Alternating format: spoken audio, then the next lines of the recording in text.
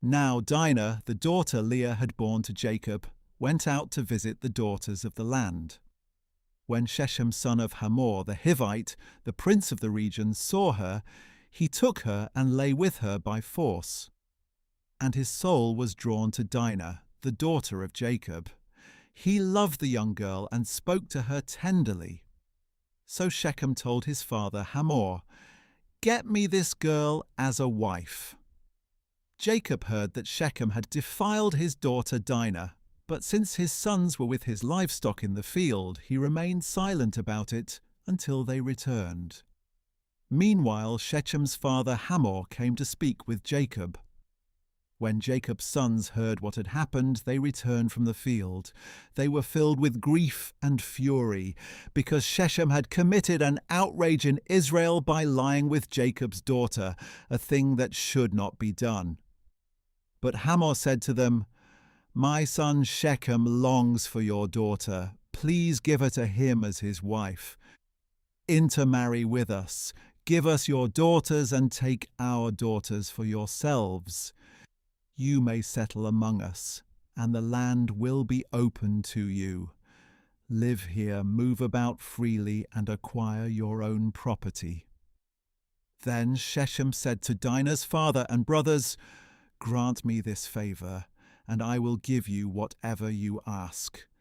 Demand a high dowry and an expensive gift, and I will give you whatever you ask. Only give me the girl as my wife."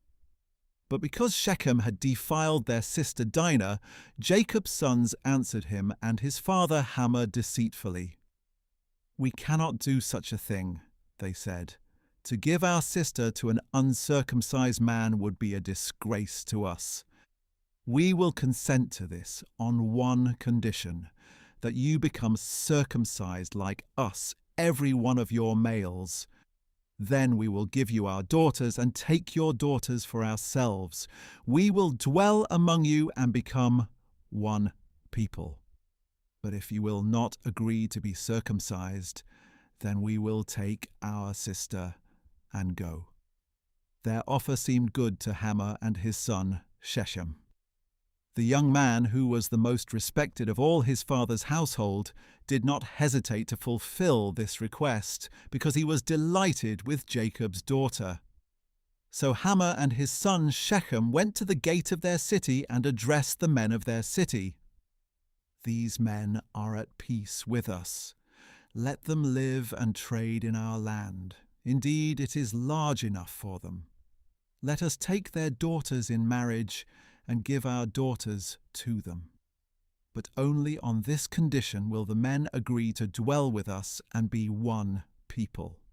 If all our men are circumcised as they are, will not their livestock, their possessions, and all their animals become ours? Only let us consent to them, and they will dwell among us."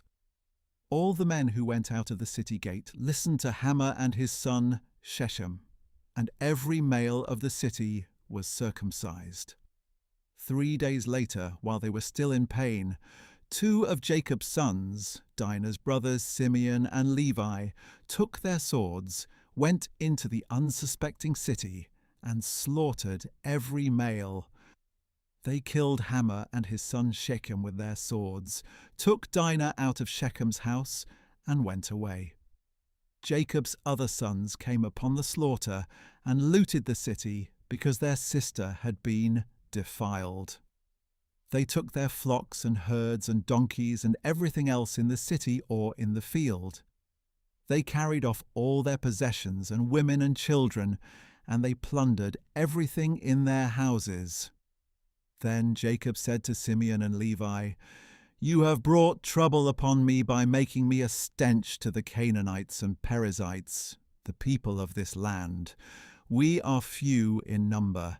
If they unite against me and attack me, I and my household will be destroyed." But they replied, "Should he have treated our sister like a prostitute?